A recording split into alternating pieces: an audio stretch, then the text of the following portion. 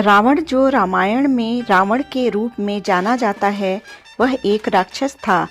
रावण ने राम का पुरोहित बनने की बात नहीं कही, बल्कि एक किंवदंती है कि वह राम की पूजा के लिए पुरोहित के रूप में नियुक्त हुआ था।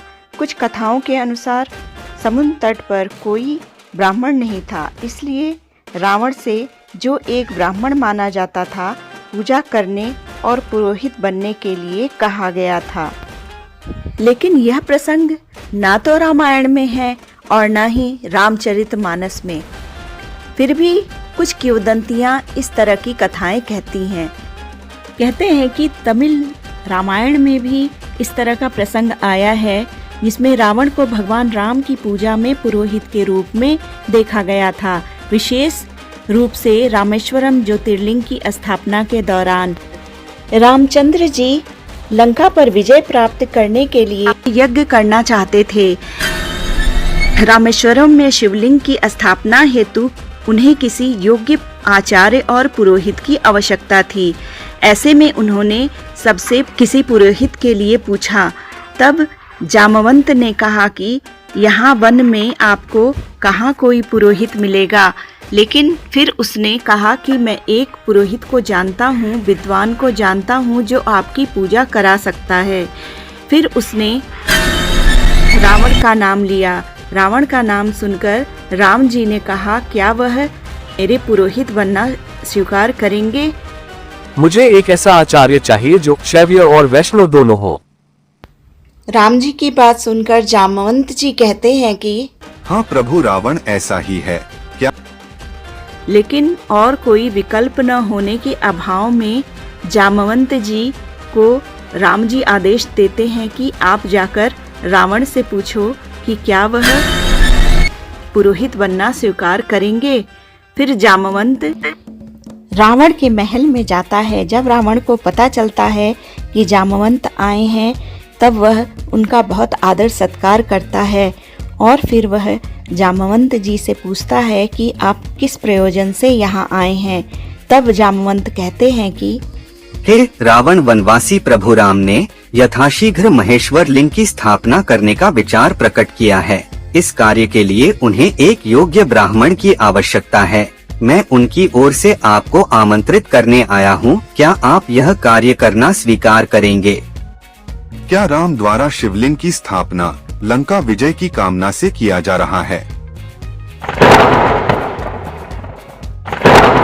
आपका अनुमान सही है। क्या आप अभी भी पूजा कराना स्वीकार करेंगे? अगर किसी पंडित के द्वार पर आकर कोई इस तरह का आग्रह करे, तो पंडित का धर्म है कि वह उसे अस्वीकार ना करें। मैं आपकी साथ चलूंगा और उनका यज्ञ भी कराऊंगा। आचार्य, पूजा के लिए क्या व्यवस्था करनी है?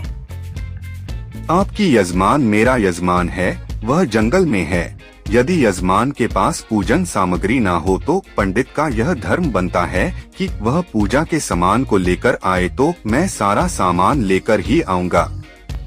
इसके पश्चात रावण सीता के पास संदेश भिजवाता है कि उसे पूजा में सम्मिलित होना है। फिर वह स्वयं ही सीता के पास अशोक वाटिका में पहुंच जाता है और कहता है, तुम्हारा पति राम लंका विजय का यज्ञ कर रहा है। उसके पास पुरोहित नहीं है। कल सुबह मैं उसका पुरोहित बनूंगा। लेकिन एक विवाहित व्यक्ति की पूजा अधूरी है यदि उसकी पत्नी उसके बगल में ना बैठी हो। चूंकि तुम उसकी पत्नी हो, तुम सुबह तैयार रहना। मैं तुम्हारे जाने की व्यवस्था कर दूंगा। नया वस्त्र पहन के तैयार रहना। मैं विमान भेजूंगा, उसमें बैठकर आ जाना। मेरे यजमान की पूजा पूर्ण होनी चाहिए। मैं अपूर्ण पूजा का पुरोहित नहीं हो सकता और तुम्हें लंका से जाने की अनुमति केवल पूजा के लिए दी जा रही है। उसके बाद तुम्हें वापस यहाँ अशोक वाटिका में आ जाना है। इतना कहकर रावण वहाँ से चला जाता है। सीता जी को पूजा स्थल तक पहुँचाने की जिम्मेदारी वह अपने पुत्र को देता है। इधर राम जी पूजा की तैयारी कर रहे थे, तभी वहाँ पर रावण प्रवेश करता है और रावण को देखकर रामचंद्र जी और लक्ष्मण जी दोनों उनके पास जाते हैं।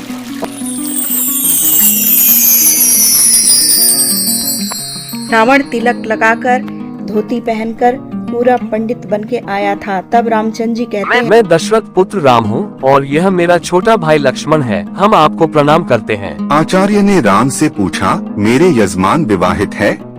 हाँ, मैं विवाहित हूँ। अपनी धर्म पत्नी से कहिए कि वह आपके बगल में आकर बैठे। लेकिन मेरी पत्नी अभी मेरे साथ नहीं है। पूजा कैसे होगी? पितामह, मैंने आपसे कहा था कि किसी यजमान के पास अगर सामग्री किसी भी तरह की पूरी ना हो, कोई व्यवस्था पूरी ना हो, तो आचार्य का धर्म है कि वह पूरी व्यवस्था बनाकर लाए। बेटा इंद्रजीत, यजमान की पत्नी को उनके पास में स्थापित करो। रावण ने अपने विमान से सीता जी को सुरक्षित पूजा स्थल पर बुलवा लिया था। फिर जामवंत उन्हें लेने जाते हैं और रामचंद्र जी के बगल में बैठा देते हैं और रावण पूजा करने लगता है।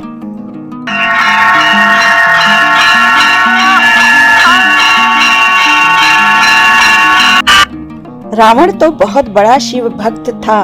वह विधिवत शिव जी की पूजा करता है और पूजा समाप्ति के बाद वह उनसे कहता है कि मैं आप दोनों यजमानों को आशीर्वाद देता हूँ कि आप दोनों जिस संकल्प के कारण यह पूजा कर रहे हैं, आज सारे देवता उपस्थित होकर आपके संकल्प को पूर्ण करें। मैं आशीर्वाद देता हूँ। पूजा समाप्ति के बाद राम जी कहते हैं कि आचार्य, आपकी दक्षिणा। त्रिलोक की संपदा आपके आचार्य के पास है, कुबेर का रथ मेरे पास है।